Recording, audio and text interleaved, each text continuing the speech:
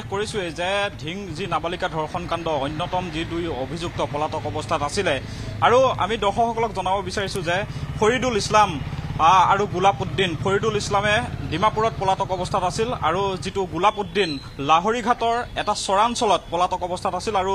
যোৱাকালি সন্ধিয়া ভাগত নগাঁও আৰক্ষী অধীক্ষকৰ কাৰ্যালয়ত এই দুই নৰধমে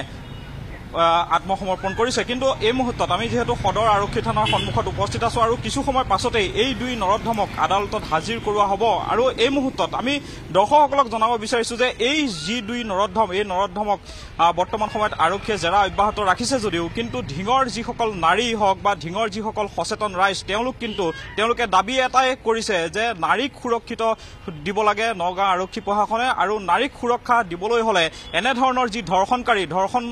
যি অভিযুক্তক বৰ্তমান সময়ত আৰক্ষীয়ে জেৰা অব্যাহত ৰাখিছে এই দুই ধৰ্ষণকাৰীক কিন্তু কঠোৰ শাস্তি বিহা দাবী উত্থাপিত কৰিছে আৰু যেহেতু অন্য এটা প্ৰসংগ আমি উত্থাপিত কৰিবই লাগিব যে ঢিঙৰ ৰাইজে যিহেতু দাবী উত্থাপিত কৰিছে যে এই যি তিনি নৰপিশাচ তফাজুল ইছলাম ফৰিদুল ইছলাম আৰু গুলাপুদ্দিন এই তিনি অভিযুক্ত কিন্তু চৰকাৰী ভূমিত তেওঁলোকে বাসস্থান সাজি তেওঁলোকে দীৰ্ঘদিনৰ পৰা তাত বসবাস কৰি আহিছিল বুলি ৰাইজে অভিযোগ উত্থাপিত কৰিছে আৰু ৰাইজে দাবী উত্থাপিত কৰিছে যে এনেধৰণৰ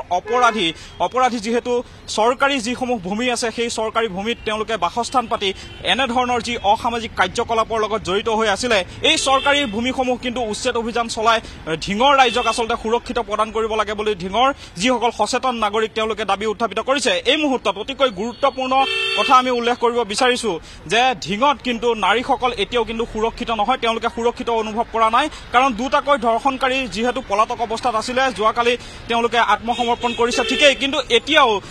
ঢিঙৰ যিসকল নাৰী সমাজ আছে তেওঁলোকে সুৰক্ষিত অনুভৱ কৰা নাই কাৰণ ঢিঙত বিভিন্ন ধৰণৰ ড্ৰাগছ সৰবৰাহকে ধৰি বিভিন্ন অসামাজিক কাৰ্যকলাপ নিতৌ বৃদ্ধি পাই আছে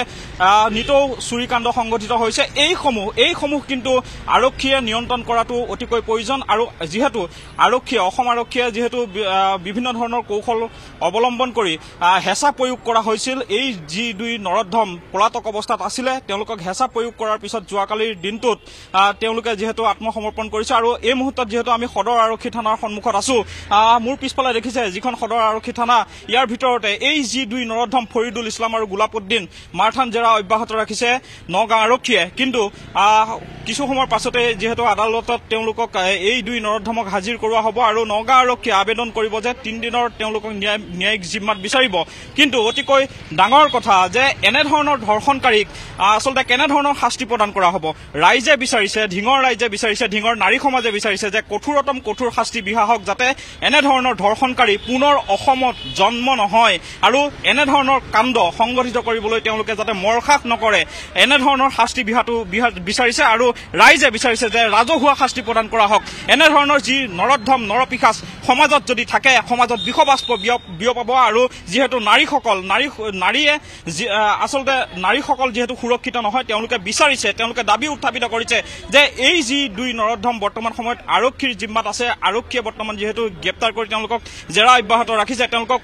কঠোৰ শাস্তি বিহাটো ঢিঙৰ সচেতন ৰাইজে বিচাৰিছে ঢিঙৰ নাৰী সমাজে বিচাৰিছে আৰু যিহেতু কিছু সময়ৰ পাছতেই আদালতত এই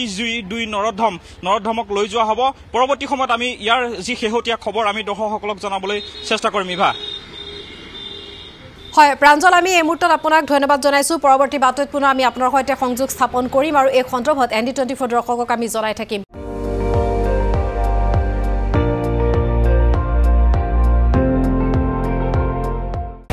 আপুনি চাই আছে ND24